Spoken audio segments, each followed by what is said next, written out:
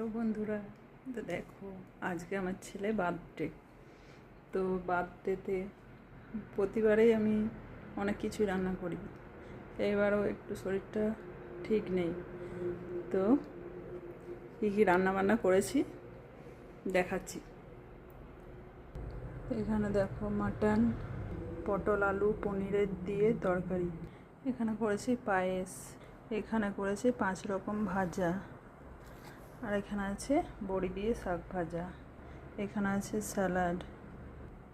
ও এই চালের ভাত খেতে খুব ভালোবাসে, তাই এই চালটার ভাত বানিয়েছি অল্প।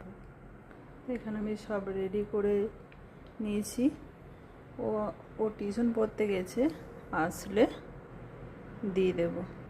তো আজকে আমি একটু আয়োজন করেছি, বেশি কিছু আর করিনি। টাটা। তোমরা জানাবে আমার আয়োজন কেমন হয়েছে কমেন্টে।